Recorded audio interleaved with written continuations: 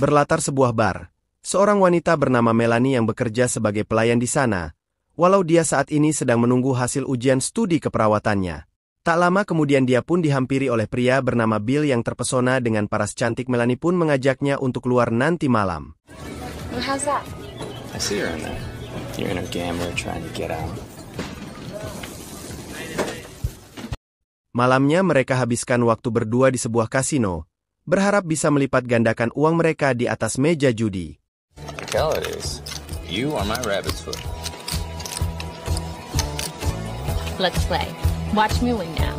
Sepulang dari sana, Bill awalnya sempat ingin mampir sejenak. Namun karena Melanie tak enak hati dengan ibu dan ayah tirinya yang sedang berada di rumah pun dengan berat hati tak mengizinkannya.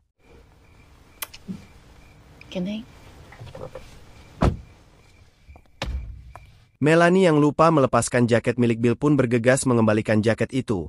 Sebelum akhirnya malam itu mulai terikat hubungan yang semakin dekat antar keduanya. Beberapa hari kemudian Bill mengajak Melanie ke acara pesta temannya, dan diketahui jika Bill adalah mantan perwira angkatan laut, di mana Melanie pun berkenalan dengan istri dari teman Bill yang bernama Sue. Hi, I'm Sue. Look at you. Bill warned you about that. Mereka pun lalu terlibat perbincangan, di mana Melanie yang saat itu sudah resmi mendapat gelar perawat pun menceritakan pekerjaannya sebagai perawat, khususnya bidang kesuburan bagi pasangan dan merekomendasikan program bayi tabung sebagai solusi untuk Sue yang diketahui sulit mendapat keturunan setelah lama menikah.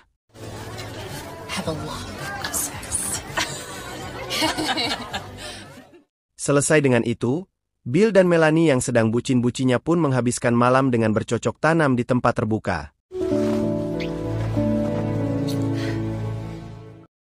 Esok harinya, Melanie pun terlibat perbincangan dengan rekan kerjanya yang bernama Shailene terkait hubungannya dengan Bill untuk menuju jenjang lebih serius lagi yang diketahui akan bertunangan. Terlebih lagi rencananya mereka akan tinggal bersama. Shailene pun cukup terkejut mendengar keputusan sahabatnya itu, di mana ia menyarankan Melanie untuk terlebih dulu mengenal lebih jauh calon pasangannya itu. Shut up. You're joking, right? It's gonna be him. You really like him, don't you? Suatu hari Melanie pun didatangi seorang wanita bernama Mercy yang tak lain adalah mantan istri Bill yang kedatangannya membuat Melanie terkejut. Hi, I'm Marcy Polsky. I was married to Bill McGuire. Look, I'm sorry, but why are you here exactly? Kedatangan Mercy ke sana bukan untuk menghancurkan hubungan Melanie dengan Bill yang justru dia ingin memberitahu sifat asli Bill yang kasar yang juga sudah diketahui oleh Melanie. Ex-wife to fiance, you mean? Please. Mercy pun menyayangkan keputusan Melanie untuk menjadikan Bill sebagai pasangan hidupnya, karena diketahui selain sifatnya yang kasar, Bill juga kerap kali selingkuh, di mana hal itu sudah dialami oleh Mercy yang menjadi korban perselingkuhan Bill dengan seorang wanita. And he disappears. Get ready for that for weeks sometimes. Melanie yang sudah terlanjur bucin malah menganggap jika apa yang dikatakan Mercy hanyalah sebuah cara untuk menggagalkan rencana pernikahannya dengan Bill. Yang tak lama kemudian Bill pun datang dan langsung mengusir Mercy pergi dari sana karena khawatir Melanie akan terpengaruh dengan perkataan Mercy. Right. Got it. No good deed.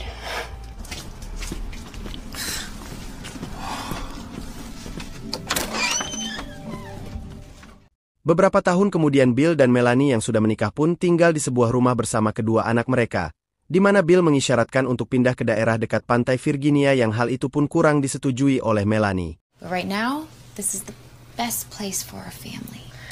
Melanie memang ingin juga menetap di sana suatu saat nanti, namun kali ini, pekerjaannya di sana tak mungkin ditinggalkan, terlebih dengan kedua orang tuanya pun ada di sana, serta tempat penitipan anak yang sangat membantu Melanie saat dia sibuk dengan pekerjaannya. Mereka yang memang berniat untuk mencari rumah baru pun membuat Melanie iseng untuk browsing mencari informasi rumah yang kiranya cocok untuk mereka. Namun, Melanie pun bingung saat menemukan catatan nomor kontak atas nama Daniela Cruz yang membuatnya mulai berpikir bahwa apa yang dikatakan Mercy beberapa tahun lalu itu benar.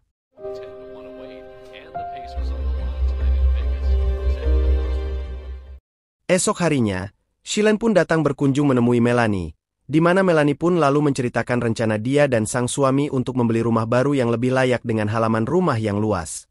Namun, ia dibuat kesal saat Bill izin pergi untuk ke tempat kasino. Oh, I transferred some money to the casino line. So, hey, Bill, Mendengar hal itu, Melanie tak habis pikir mengapa Bill masih belum bisa berhenti dari kebiasaannya berjudi. Padahal, mereka sedang butuh uang yang cukup banyak untuk membeli rumah impian mereka selama ini, di mana Melanie pun meminta Bill untuk berhemat agar bisa mewujudkan impian itu. Don't worry. Tonight I'm gonna win. Melanie pun hanya bisa menahan kesal dan tak bisa berbuat banyak dengan kebiasaan sang suami yang belum juga hilang. Beberapa hari kemudian, Melanie kedatangan pasien bernama Danny yang merupakan seorang mahasiswi yang berniat ikut program bayi tabung. To meet you, what a beautiful accent. Where are you from, Daniela? Setelah saling berbincang terkait program tersebut, Danny rupanya kuliah di sebuah kampus tempat Bill bekerja sebagai dosen. Namun, yang membuat Melanie terkejut adalah saat tahu nama lengkap Danny adalah Daniela Cruz, nama yang pernah dia temukan di sebuah nomor kontak. Seketika kecurigaan Melanie pun semakin kuat dan semakin meyakini bahwa ada sesuatu yang sedang disembunyikan oleh sang suami.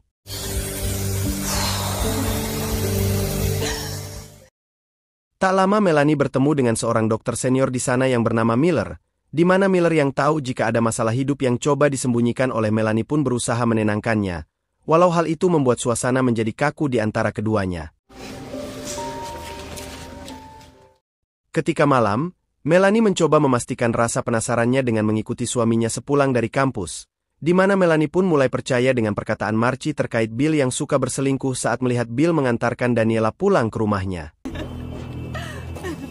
Menyaksikan sang suami yang beradu jigong dengan Daniela pun benar-benar membuat perasaan Melanie hancur. Pagi harinya, Melanie mencoba bersikap tenang meski dia sudah tahu apa yang dilakukan sang suami di belakangnya.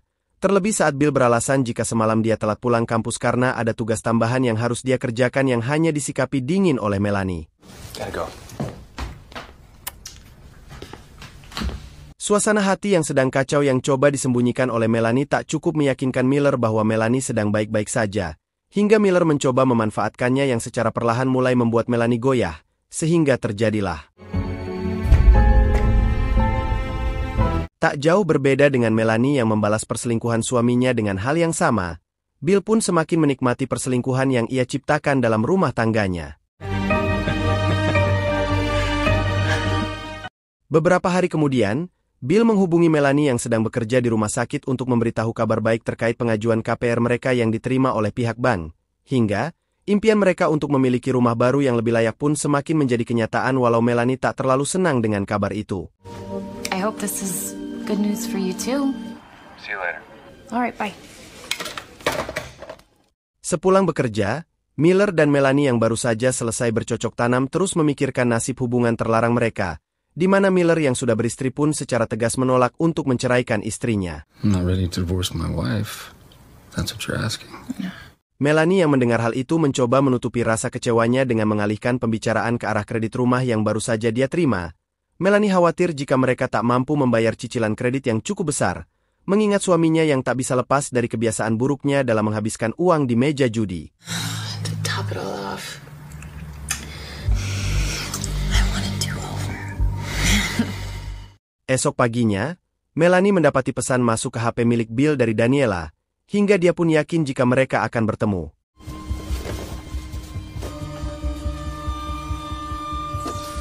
Sepulang kerja, Melanie yang memang sudah tahu kediaman Daniela pun sudah berada di sana untuk melakukan tindakan konyol yang akan menimbulkan masalah baru dalam rumah tangganya dengan memindahkan mobil Bill dari rumah Daniela.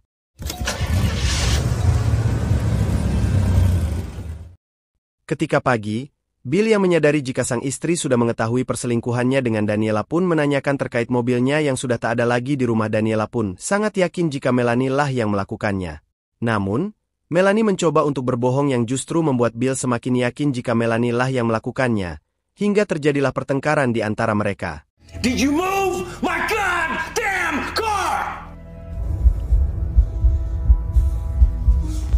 Melanie pun berhasil membuat tanda tangan palsu agar bisa mendapatkan resep obat bius dosis tinggi yang akan digunakan untuk membius Bill.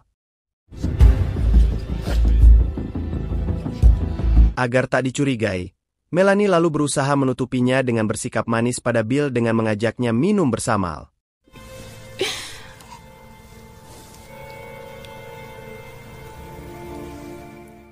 2 minggu kemudian di daerah Virginia, seorang wanita yang berjalan dengan alat metadetektor logam menemukan sebuah koper berukuran besar yang terlihat mencurigakan, dan ketika dia membukanya.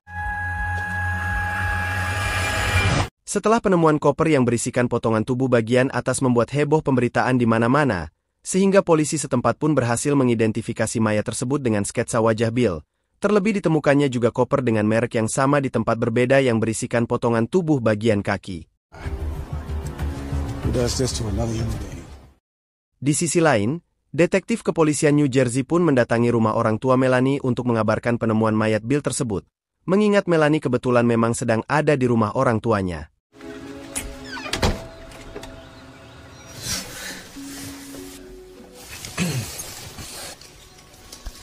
Melanie pun berusaha bersikap panik dan histeris saat mendengar kabar tersebut. Padahal, Melanie lah orang terakhir yang bersama Bill, hingga bisa dipastikan bahwa sebenarnya Melanie adalah pelakunya.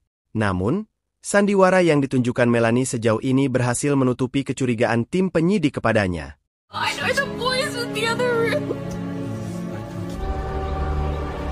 Beberapa hari kemudian, tim penyidik mulai menggali informasi terkait kapan terakhir kali Melanie bertemu dan berinteraksi dengan Bill. Melanie menjelaskan jika dia terakhir bertemu tanggal 28 April sebelum esok paginya Bill pergi dari rumah jam 4 pagi setelah 1 hari sebelumnya mereka terlibat pertengkaran.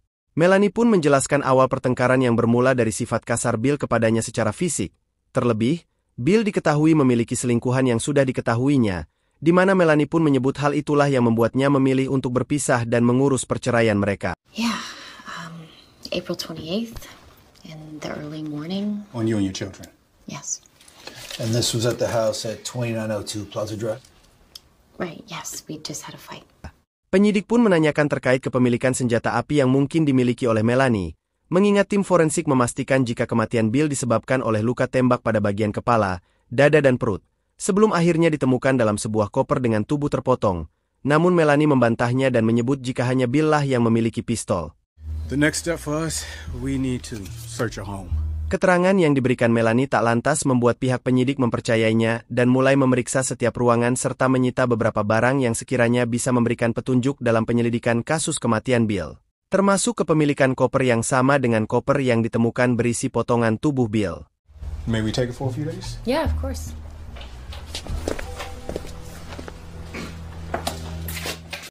Sejauh ini, Melanie masih berusaha bersikap tenang dan tidak panik demi menutupi fakta yang sebenarnya, termasuk juga di hadapan keluarganya sendiri. Selaras dengan tim forensik yang sebelumnya telah menemukan penyebab kematian Bill sebelum tubuhnya terpotong, bukti kuat semakin mengarah pada Melanie sebagai pelakunya setelah kepolisian pun mendapat rekaman CCTV tempat Melanie membeli senjata api, meski saat diinterogasi Melanie menyangkalnya. You've got the gun purchase. You don't have the gun now. You have one bullet retrieved from the torso's rib cage. Kendati dalam penggeledahan kemarin kondisi rumah Bill dan Melanie terlihat sangat rapih tanpa jejak. Namun dari beberapa barang bukti yang telah mereka sita dari sana memiliki kesamaan yang signifikan dengan beberapa barang yang ditemukan bersama potongan tubuh Bill yang hal itu membuat mereka hanya tinggal menunggu waktu yang tepat untuk menetapkan Melanie sebagai pelaku pembunuhan suaminya sendiri. I think you should know that in person, I find her convincing. Kecurigaan pada Melanie sebagai pelakunya pun ditunjukkan oleh Cindy, kakak perempuan Bill yang melihat prosesi pemakaman sang adik yang tak seperti pada umumnya. Terlebih lagi dengan ketidakhadiran kedua anak Bill yang menurut Cindy seharusnya ada di sana. Melanie beralasan jika kedua anaknya sengaja tak dia bawa karena tak mau melihat mereka semakin menderita dan terpukul oleh kematian ayah mereka. They've been through enough. Bill is their father. Cindy secara terang-terangan menyebut jika Melanie tak sedikit pun menunjukkan rasa ingin tahu siapa pelakunya. Namun Cindy pun bertekad akan mengusut kasus ini sampai tuntas dan terungkap pelakunya. I take it back. Not all of us are grieving, are we? Beberapa bulan kemudian, seiring dengan kasus kematian Bill yang masih belum terungkap, Melanie masih intens dengan perselingkuhannya bersama Miller. Bahkan Melanie mengungkapkan ketidaknyamanan dalam hidupnya setelah banyak pihak curiga dengan keterlibatannya dalam kasus ini.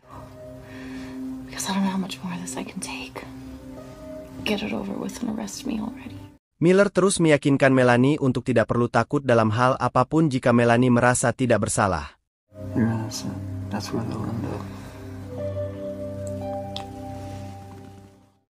Dari pengembangan penyelidikan kasus kematian Bill, Mereka akhirnya tahu jika Melanie menjalin hubungan dengan Dr. Miller.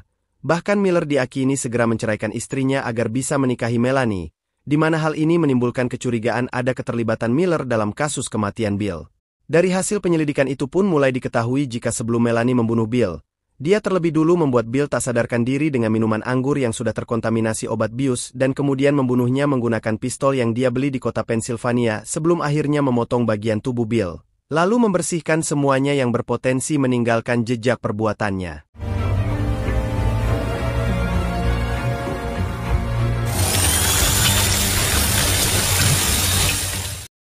Setelah banyak bukti mendekati 100% mengarah pada Melanie, kepolisian pun menangkapnya tepat saat Melanie baru saja mengantarkan anaknya ke sekolah, di mana penangkapannya itu pun disaksikan oleh anaknya.